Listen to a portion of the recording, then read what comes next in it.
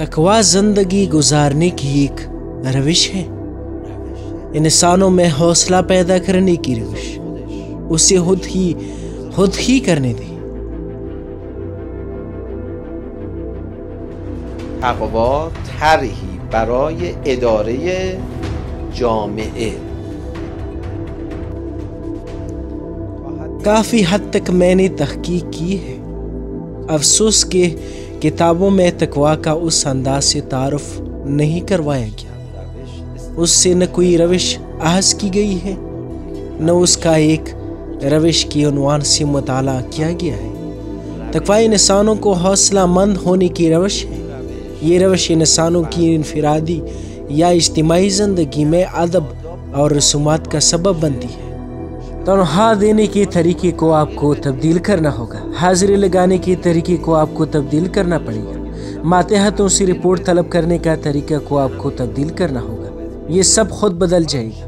अच्छा, किस तरह? ये एक रविश है. देखिए, ये इंसानों की तरबियत के लिए एक रविश है, इंसानों को हौसला दिलाने के लिए एक रविश है. इन्हें इंसानों को अदमियत से दूर करने के लिए इस्तेमाल नहीं करना चाहिए. क्या हमारी ऐसी तरबियत होनी चाहिए कि मैं जैसा ही काम अंजाम दूं वो फौरी तौर पर हौसला अफजाई के लिए हो? जनाब, आप यही इंसान बन गए हैं. खुदा ने जज़ा व सज़ा को क़यामत के लिए क्यों रखा है? चूँकि इंसानियत इसी में है कि उसके हौसले तुलानी हो.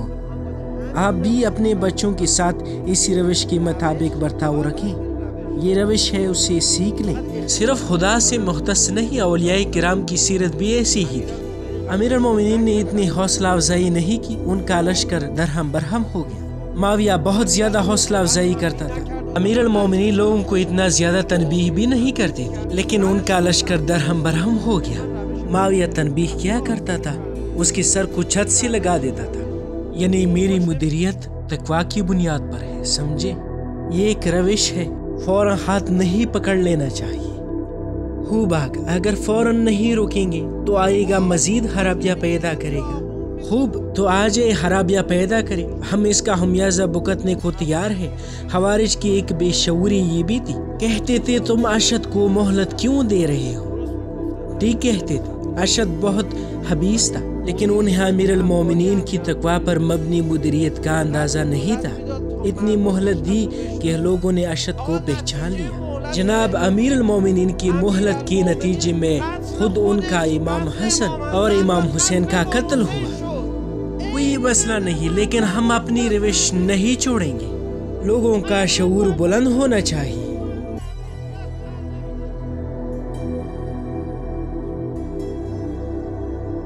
हमने इस रविश को नहीं पहचाना.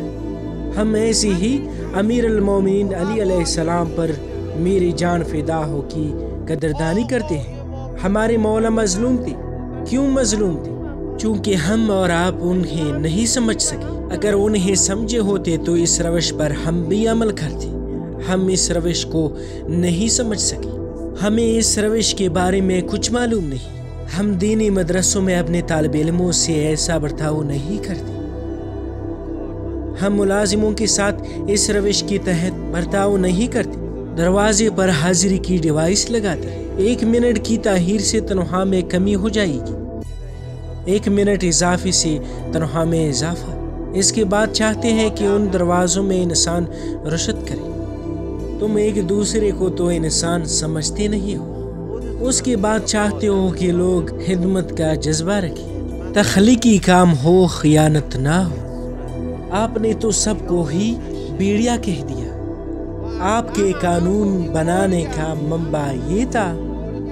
مبنای قانونگذاری تو این بوده.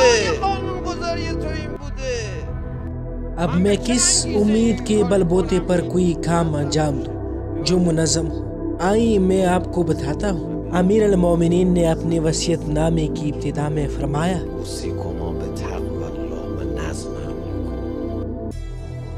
आपको खुद शऊर होना चाहिए, मुनज़्ज़म हो जाए. नज़्म व ज़ब्त के लिए फ़ौरन हौसला अफजाई और तनबीह की ज़रूरत नहीं होनी चाहिए. और अगर चाहते हो कि आप अपने बच्चे को इंसान समझें तो जब भी बच्चा कोई गलती करे उसकी तनबीह ना करें, उसे खुद आने दें. और अगर कोई नेक काम करे تو اس کی حوصلہ افزائی بھی نہ کرے، اسے جانے دے تاکہ اپنے پیروں پر خود کھڑا ہو، اس کے ساتھ ہمیشہ محبت سے پیش آئے۔